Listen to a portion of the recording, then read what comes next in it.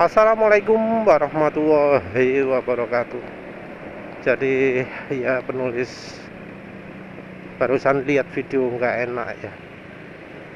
Videonya si orangnya itu bahas eh, sistem rem ya. Terus ngomong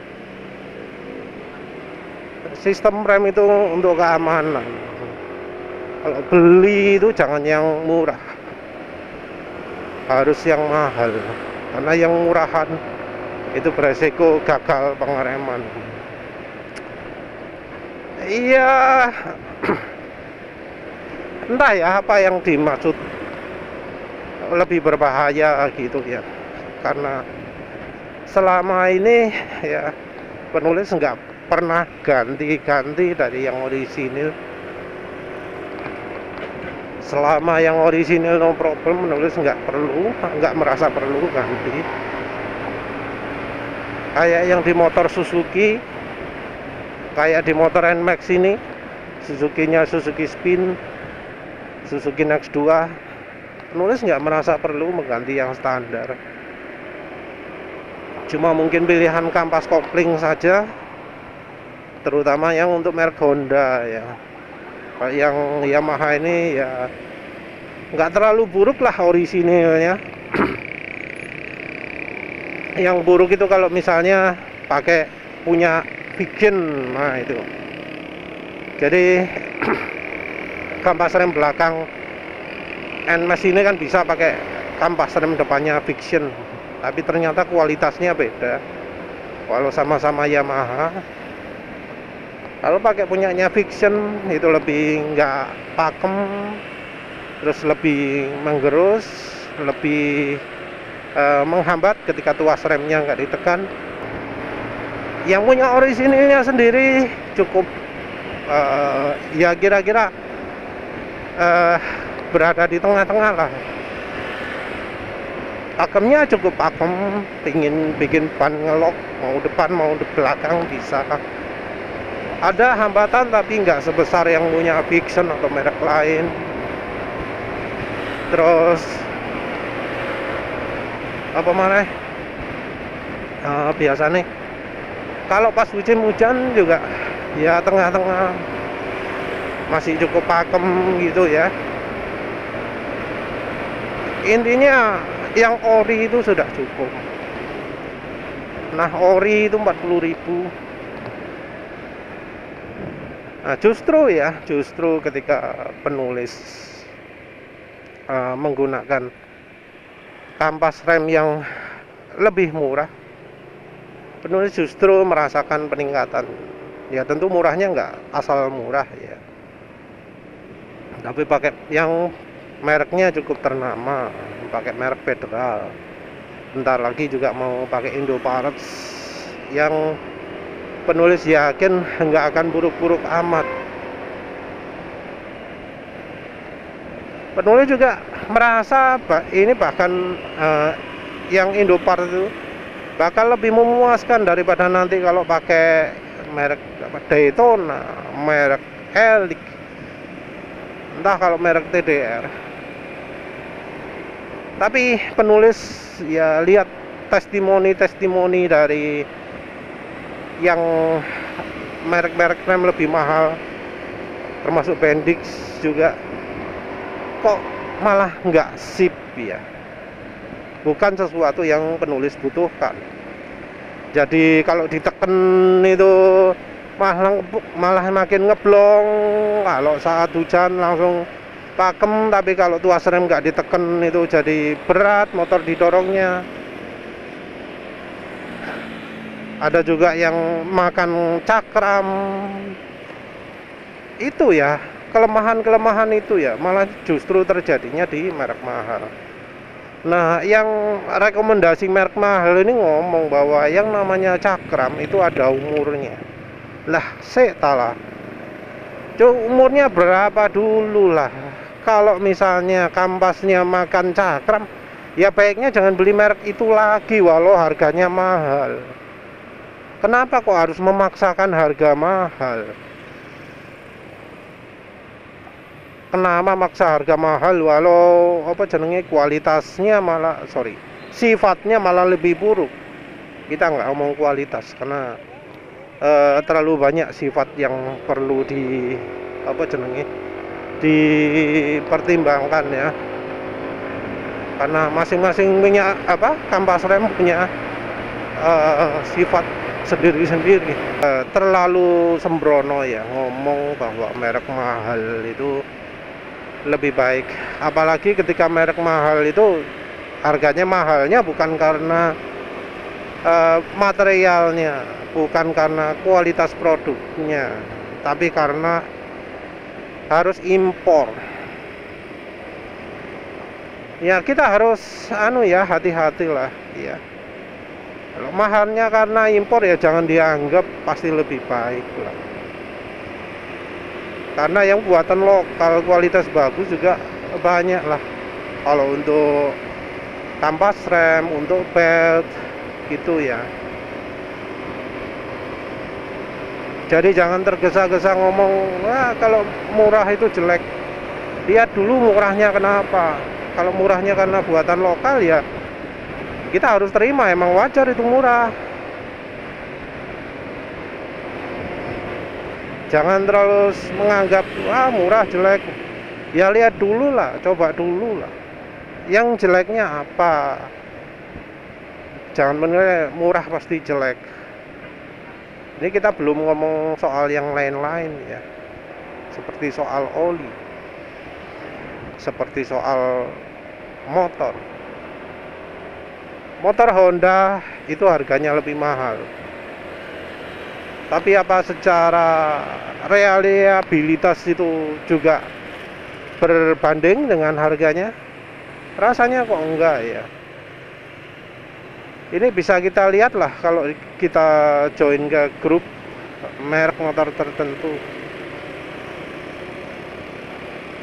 Kalau di NMAX itu yang sering dibahas adalah ini enaknya ban apa, terus lampu model apa, aksesori apa gitu ya. Di Aerox, di Lexi, omongannya soal aksesori, soal ya yang lain-lain lah. Nah kalau di motor Honda, di grup motor Honda, motor saya kena juga ya. Motor saya ini juga mengalami ini juga. Jadi lebih sering ngomong masalahnya. Kalau misalnya motornya bebas masalah juga diomongkan juga. Untunglah motor saya nggak mengalami ini, masih aman gitu ya. Sesuatu yang nggak kita temukan di grup motor lain. Harga motor Honda itu ya seringnya lebih mahal, tapi kan banyak ya masalah yang sering dikeluhkan gitu. Jadi mahalnya tidak mencerminkan kualitas, terutama quality controlnya ya, pengendalian mutunya nggak mencerminkan yang lebih tinggi. Kualitas part juga selama ini terkenal yang paling rendah kalau motor Honda, padahal harga lebih mahal. Motor Honda itu kan terutama dari pemasaran sama iklan-iklan sama promosi dari blogger sama vlogger ya, walau kadang tidak sesuai dengan kenyataan, tapi itu yang seringnya terjadi. Seperti misalnya DCX 160 dulu, wah dibesar-besarkan dari sisi performa, dibilang lebih kencang daripada NMAX ya, padahal nggak tentu juga ya. Apalagi ketika kemudian ternyata kalau motor Honda 160cc itu dipakai ngebut, jadi bakal resiko rembes ya kulannya, yang sumbernya ya lagi-lagi dari kualitas, pengendalian kualitasnya ya, karena kelihatannya itu jelas masalah cacat produk ya. Jadi mau bicara soal sistem rem ataupun motor apa mana ya, banyak hal lah ya. Mahal itu nggak selalu bagus, kita harus lihat dulu mahalnya kenapa. Untuk kampas rem kita juga harus lihat dulu kita butuhnya apa. Kalau butuh rem yang awet, yang aman terhadap cakram, beli yang mahal belum tentu malah puas, bisa jadi malah kecewa, karena kayaknya malah merek-merek mahal itu adalah merek-merek yang bakal lebih menggerus menggerus cakramnya ya. Karena kayaknya kebanyakan merek mahal justru ketika tuas rem nggak ditekan menghambatnya banyak. Terus oh ya, ini juga penulis belum bicara merek Subaru ini ya. Merek Subaru harganya 2 kali lipat dari merek Federal. Merek Federal 20.000, Subaru itu kira-kira 35-40 lah. Tapi nyatanya ya lebih nggak pakem, lebih nggak konsisten kerjanya, lebih apa, nggak memuaskan lah wis. Mungkin menangnya katanya ya nggak menggerus cakram, tapi penulis sendiri ragu.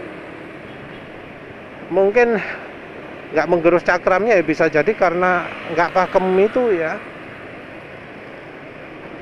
nggak pakem dan menyisakan banyak ampas, meninggalkan banyak ampas. Yang jelas walau lebih mahal, tapi dari sisi kebutuhan penulis kecewa gitu loh, karena tidak memenuhi kebutuhan penulis yang butuh rem itu bisa lebih konsisten di situasi kapanpun. Waktu hujan juga nggak kalah ngeblongnya, malah lebih ngeblong daripada yang merek Federal yang menulis pakai ini. Dari sisi apa menggerus cakramnya juga, yang rem depan ini sudah lama yang rem depan ini cakramnya masih betul-betul utuh ya, nggak terkurangi lah. Benar-benar puas lah pakai merek Federal penulis, padahal harganya 20.000. Dibanding merek Subaru, wah jauh lah. Merek Subaru itu mengecewakan walau lebih mahal. Lihat testimoni Elik, wah wis malah tambah kecewa lagi kayaknya kalau pakai merek Elik. Apalagi karena penulis ini tipenya kalau pakai rem depan itu tekan makin lama makin kuat, dan berharap itu makin lama makin pakem, bukan makin ngelos. Jadi penulis tipenya kalau pakai rem depan itu pede neken keras karena sudah pakai rem belakang dulu ya. Nah, kita belum ngomong soal oli mesin. Nah, kalau bisa oli mesin, wah wis makin jomplang lagi lah, makin makin nggak imbang lagi lah. Harga itu tidak menentukan kualitas. Bahkan yang harganya 4 kali atau bahkan 10 kali pun ya, itu belum tentu barangnya lebih bagus. Para penulis sudah pernah coba oli Amsoil Signature. Itu kalau untuk motor nggak cocok gitu. Cocoknya untuk mobil. Karena untuk motor kayak iso halus ya. Karena beban mesinnya kurang besar, pembebanannya kurang besar, horsepowernya kurang besar, cc-nya juga kurang besar, berat kendaraannya juga kurang berat, sehingga aditifnya itu nggak sempat kerja kalau misalnya dipakai kayak ngojek-ngojek gitu. Dipakai untuk kecepatan 50, kecepatan 60, itu kurang kenceng, jadinya suara mesin nggak bisa halus. Baru kalau sudah jalan 80-100 di motor ya, di motor itu baru bisa cocok, sip. Tapi siapa yang nggak semua orang lah pakai kecepatan segitu. Ada yang jalannya lebih pelan, lebih lebih slow.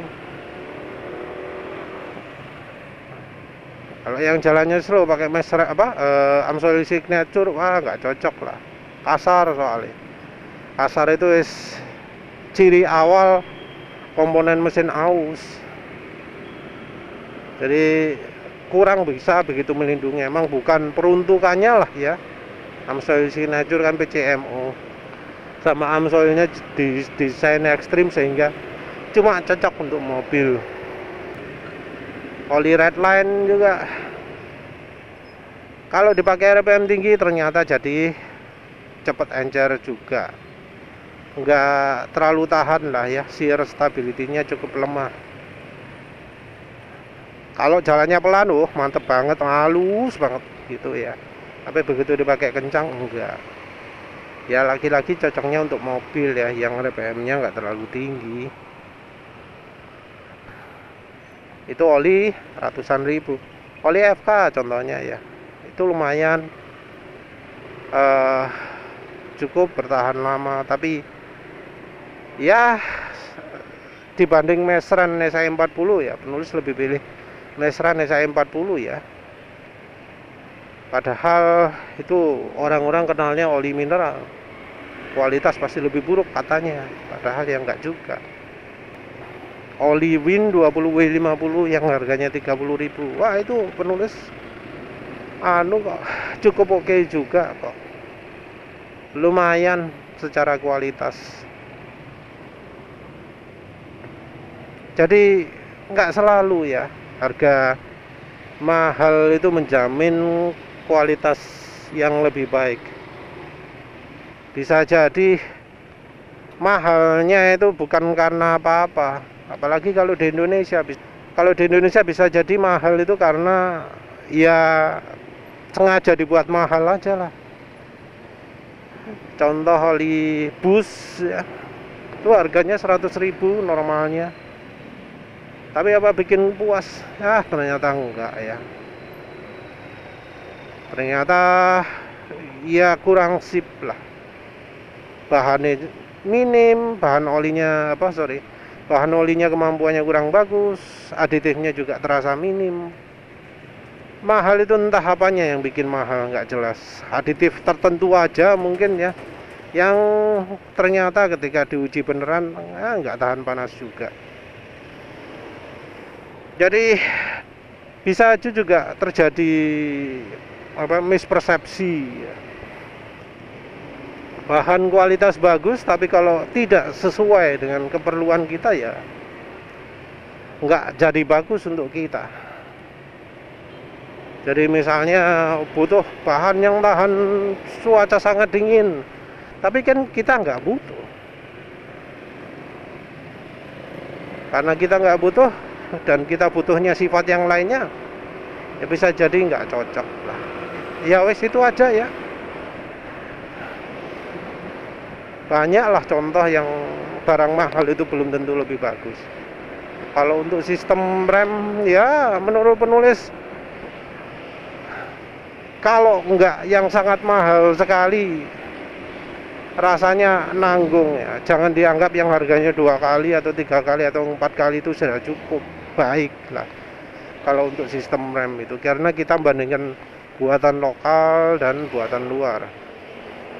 Buatan lokal dengan bahan yang lebih baik baru itu wajar lah di harga 2 kali lipat. Tapi kalau misalnya secara ketahanan sama saja, terutama untuk belt ya, yang tahu penulis, belt itu kok malah yang buatan lokal ya yang bagus ya, nggak kalah bagus dengan buatan impor. Wes lah, udah aja segitu aja, pusing. Terima kasih udah menonton. Assalamualaikum warahmatullahi wabarakatuh.